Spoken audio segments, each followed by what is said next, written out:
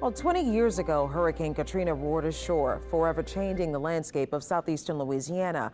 While much of the national attention focused on New Orleans, across Lake Pontchartrain, the storm carved a path of devastation through the North Shore.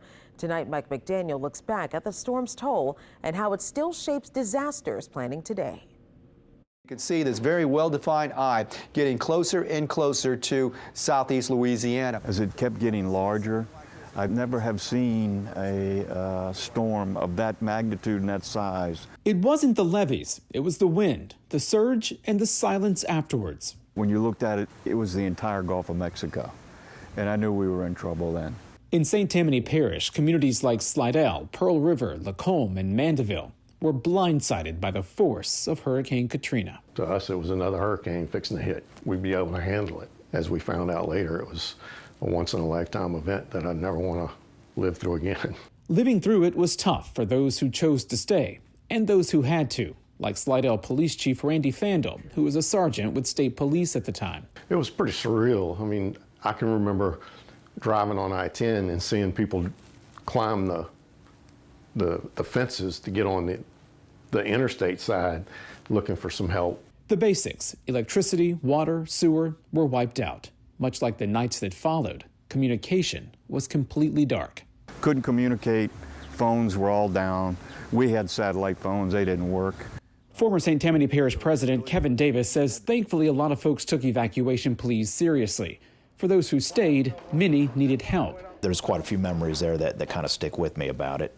Slidell officer Rodney West Jr. remembers being in a flooded neighborhood trying to save people. And we were losing flashlight power and everything, and just having to leave from back in that neighborhood in the boat, and you still hear people yelling for help, and you can't get back there because there's too many trees, too many power lines, and it's definitely too dark. There was no light whatsoever. Like many areas, much of Slidell was underwater. It was definitely a sight to see if you had to see it. It was just kind of hard to take in at first. Just going in places in a boat right after the storm passed through that I never thought I would ride a boat in. Wow, it's just amazing to see all this debris that used to be homes and camps. Infrastructure across the parish was either crippled or lost. More than 40,000 homes were damaged or destroyed. I saw houses that pine trees just cut them like a piece of cake. Tons of concrete that made up the twin-span bridge no longer stretched across the lake. They fell to the bottom of it. All the power lines from Covington to here were completely destroyed. I mean, just everywhere you looked, all the red lights, they were all on the ground. Recovery wasn't easy or fast. We're going to make it through, and that's what I kept telling people. It would be a while before FEMA could send help. At the time, there were few local organizations prepared to step in. Initial recovery depended on neighbors helping neighbors. These are all of the disasters that we have covered. 20 years later, lessons learned have helped change that and so much more. We didn't have a community foundation situated in this geographic area. Because of Katrina, the North Shore Community Foundation was established in 2007. It now acts as a lifeline for relief, recovery, and long-term stability in the wake of disasters. When disaster strikes or any sort of pandemic emergency situation, we have the resources and the capabilities to react quickly. Foundation President and CEO Leslie Landry says Katrina's lessons run deep. Since its creation, the foundation has pulled in more than $93 million to help communities.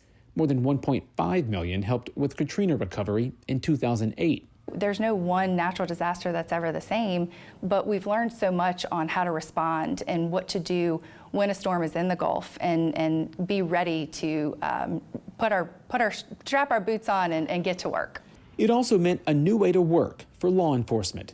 Chief Fandle says local, state, and federal agencies are much more connected now, and the planning for hurricanes is never just another storm. As agencies, we really need to work together, and we have started that since Katrina. We don't have the same communication problems that we had back then.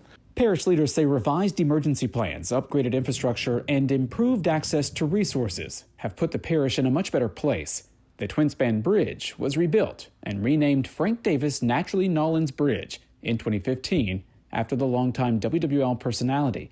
All that's changed for the better, though, didn't come without immense loss. We did a ceremony here at the water with flowers and roses that we threw in. On the one-year anniversary of the storm, community members gathered here on the edge of Lake Pontchartrain to remember the people who died during and after the storm. I lost a good friend, a good man. He was cutting a tree and it back-flipped on him. Many who evacuated never came back. I go through some subdivisions now and it breaks my heart when I think about it. Well, that's where Mr. So-and-so lived and we grew up together, and they're no longer here. They moved. Today, St. Tammany Parish has a growing population. Part of it is because of the sudden spike in new residents who evacuated the South Shore and never returned. Looking back, Davis says he's forever grateful to a community that didn't give up on itself. I don't know how to put into words. I'm just grateful for the community that we had, that they came together. Parts of the North Shore will always carry Katrina's scars. They're in broken tree lines and stories passed down. They're also in the quiet resilience of a region when we've been there, that learned you can't just wait around for help. You must be ready to give it. Mike McDaniel, WWL, Louisiana.